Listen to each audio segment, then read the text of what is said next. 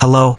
In the common perception of society, Buddhist nuns are often seen as individuals with pure souls, free from worldly desires, and devoted to kindness. However, everything has two sides. Behind the serene appearance of a nun, there may be hidden secrets and ambitions that no one would expect. Today, we will uncover a shocking case in Hong Kong about a Buddhist abbess who spent her mornings at the temple and her nights at bars. But this was just a small part of her hidden life. She used her religious status as a cover to fulfill her unthinkable desires. Nun Shi Jiding, whose real name was Shi Ai Min, was born in 1967 into an ordinary family in Jilin. Her family was not well off. In fact, they struggled financially. Perhaps because of this, from a young age, Min developed an intense desire for wealth.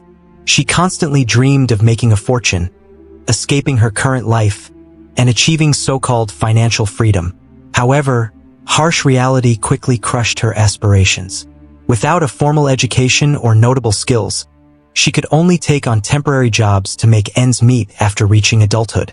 Despite her hard work, her earnings were barely enough for basic survival, let alone fulfilling her dream of becoming rich. When she realized that her ambitions could not be realized in her hometown, Min decided to go abroad, hoping to build a new life for herself. In 1993, against her family's wishes, she set off on a journey southward. After moving from place to place, she eventually arrived in Hong Kong. In the 1990s, Hong Kong was at the peak of its film industry and had become an international hub for commerce and tourism due to its unique geographical location and the fusion of Eastern and Western cultures. Coming from a rural background, Min was instantly captivated by the city's dazzling lights and towering skyscrapers.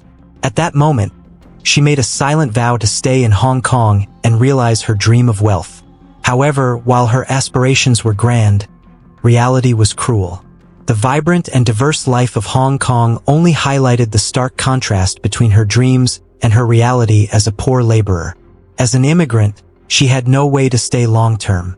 To settle permanently in Hong Kong, she first needed to obtain legal residency. But without education or special skills, she had no idea how to achieve this goal. After much thought, she came up with a plan: marrying a local man. If she could marry a Hong Kong resident, she would not only stabilize her life in the short term but also, after 7 years, become eligible for permanent residency. To her, this method seemed like a win-win situation. With this plan in mind, Min began searching for a target. By chance, she met a truck driver named Shin Shi Rong. His sincere and honest nature made him the perfect stepping stone for her. However, Rong was already married and had children. Most people would have given up upon learning this, but Min, driven by her own goals, had no regard for his family's happiness. To secure her place in Hong Kong, she used every means possible to seduce Rong. Eventually, under her relentless pursuit, Rong succumbed, and Min successfully married him. However, this was only the first step in her grand plan. After marriage, Min's life did not change significantly. Although she no longer had to worry about basic necessities, she was still far from the luxurious life she had envisioned. Seeing the glamorous lives of Hong Kong's wealthy women only intensified her greed for wealth. Therefore, as soon as she legally obtained permanent residency after 7 years, she immediately divorced Rong. Upon finalizing the divorce, she changed her name to Long En Lai, hoping to attract divine blessings for a rich and prosperous future. However, reality once again disappointed her. By this time, she was already over 30 years old, lacked outstanding beauty, and had no educational background or professional skills. A mere residency permit was not enough to change her fate. To survive, she had to abandon her unrealistic dreams and return to reality, taking up work to support herself. As mentioned earlier, without education or skills, she could not find high-paying jobs and had to settle for low-level labor such as washing dishes, running errands, and doing warehouse work. At times, she even had to take on physically demanding jobs just to get by. This was far from the luxurious life she had once imagined. An insatiable greed. Shi Ai Min refused to accept that she had wasted 7 years of her youth and a marriage only to struggle in poverty. She continued to search for opportunities to change her fate. One day, By chance, she passed by Palin Monastery in Hong Kong and noticed the large crowds of worshippers, many of whom were wealthy and powerful individuals. After making offerings and burning incense, these people would generously donate significant sums to the temple. Seeing this filled Min with resentment. She thought, if I could become a nun at Palin Monastery, my life would be stable. I wouldn't have to worry about food and clothing, and I would receive a steady income every month. More importantly, I would have the opportunity to network with influential figures in society. If they were willing to help me, I would never have to worry about changing my destiny again. With this thought, her heart began to stir. In 2002, she went to Palin Monastery in Hong Kong, shaved her head, and was ordained as a Buddhist nun with the Dharma name Shi Jiding. Her mentor was Master Zhen Hui, the sixth-generation abbot of Palin Monastery. After joining the Buddhist community, Min demonstrated exceptional learning ability and sharp intuition. In front of Master Zhen Hui, she displayed great humility and diligence. By this time, Master Zhen Hui was already 80 years old, and managing such a large monastery was taking a toll on his health. Min quickly noticed this and frequently stayed by his side, inquiring about his well-being and offering to massage his legs. Seeing his disciples' humility, diligence, and kindness, Master Zhen Hui grew increasingly fond of her and began considering her as his successor. However, no one knew that Min's actions were all carefully calculated, part of a grand scheme to secure her place as the future abbess of Palin Monastery and, ultimately, fulfill her dream of wealth. 3 years after joining the monastery, in 2005, Min finally seized the turning point of her life. That year, the abbot of Dinghui Zen Monastery passed away, and Master Zhen Hui recommended his beloved disciple, Min, as the new abbess. At this point, Min had reached the pinnacle of her life and had officially embarked on her path to wealth. Upon arriving at Dinghui Zen Monastery, Min took aggressive measures to expel an elderly monk, accusing him of embezzling temple funds. However, this action was not driven by a genuine concern for the monastery's long-term development, but rather to satisfy her own greed. She strategically placed those who were loyal to her in key positions within the temple, while those who refused to follow her orders were relegated to performing menial labor. In this environment where only trusted individuals were favored, a nun named Miao Hui became Min's closest confidant. Min entrusted her with handling secret matters, particularly the temple's financial affairs. Although Dinghui Zen Monastery did not attract as many pilgrims as Palin Monastery, it still received annual donations ranging from hundreds of thousands to millions of Hong Kong dollars. These funds were intended to cover the temple's daily expenses, renovations, and ceremonies. However, ever since Min took control of the monastery, most of the donation money ended up in her own pockets. Yet, even this was not enough to satisfy her greed.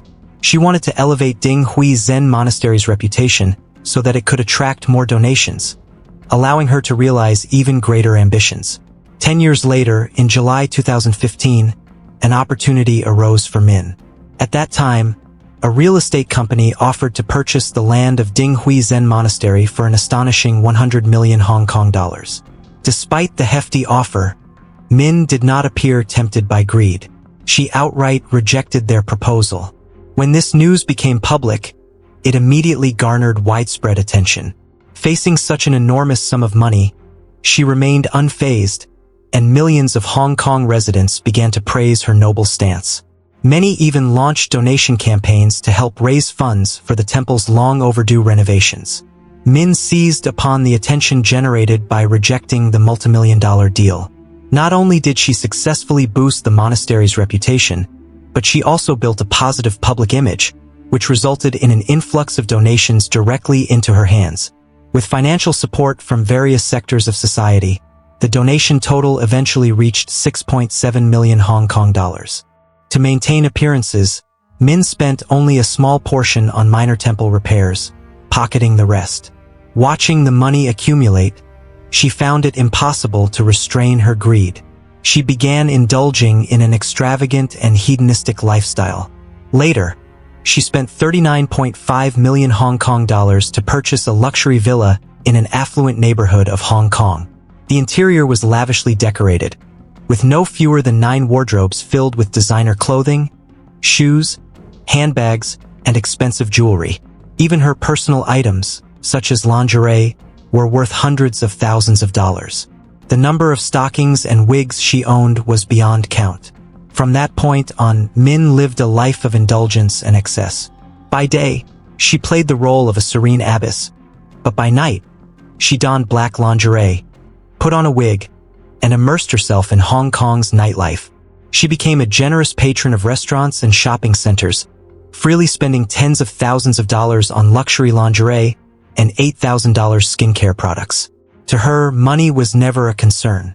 When dining at restaurants, she ordered only the most expensive dishes, such as sashimi and other delicacies. At this point, there was nothing about her that resembled a Buddhist nun.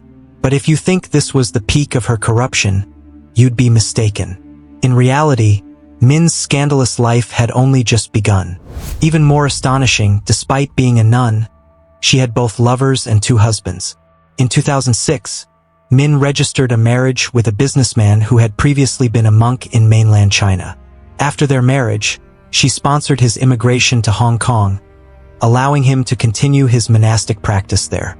6 years later, after he obtained legal residency, they divorced. That same year, the abbess registered another marriage with a different monk using the exact same method.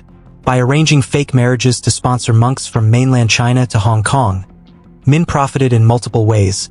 She charged them hefty fees and also collected commissions when placing these monks in temples. The unraveling of her crimes.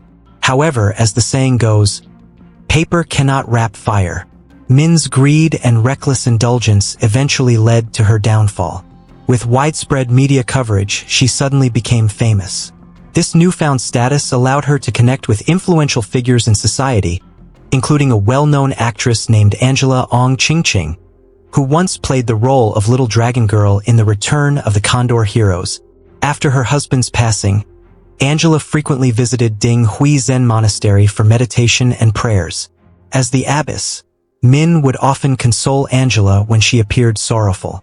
In Min's eyes, befriending someone as influential as Angela could provide her with even greater opportunities to expand her connections and wealth. However, what she didn't realize was that this greedy decision would eventually lead to her downfall. Initially, Angela genuinely believed that Min was a devoted Buddhist. When she noticed that Ding Hui Zen Monastery was in a state of disrepair, she voluntarily donated 100,000 Hong Kong dollars and even launched an online fundraiser, helping the monastery collect more than 1.3 million Hong Kong dollars. This delighted Min, who secretly felt she had found a valuable benefactor. To express her gratitude, Min invited Angela to become a member of the monastery's board of trustees. In reality, Min's true intention was to use Angela's status to strengthen their connection. However, Angela was a highly observant individual. She soon realized that 6 months had passed since the donation drive, yet the monastery's facilities had seen little to no improvement. Moreover, reports from volunteers raised further suspicions. Despite being the abbess, Min rarely led prayer sessions and was frequently seen being chauffeured in luxury cars. On multiple occasions, volunteers spotted her shopping for high-end designer brands alongside other individuals. At restaurants, she ordered extravagant meals, and her familiarity with the menu suggested she was a regular patron. At first, Angela, as a board member, chose to ignore these concerns. But as complaints grew, she decided to investigate further. However, this investigation led to shocking discoveries. Angela found that the temple's financial records did not add up. The previous donation balance had exceeded $6 million, yet now only around $700,000 remained. Suspicious about the missing funds, Angela hired a private investigator to track where the money had gone. The findings left everyone in disbelief. She could hardly fathom how a supposedly humble abbess owned a multimillion-dollar luxury villa. Every item she used was from high-end brands. Min's phones and computers were always the latest, most expensive models. Instead of reciting scriptures, she frequently took her disciples out to lavish restaurants, shopping sprees, and entertainment venues. Inside Min's meditation room, there was an extensive collection of dresses, leather shoes, waist-shaping lingerie, cosmetics, and jewelry. Even more outrageous, the 2 large dogs she kept in her villa enjoyed 24-hour air conditioning, with their monthly food expenses reaching tens of thousands of dollars.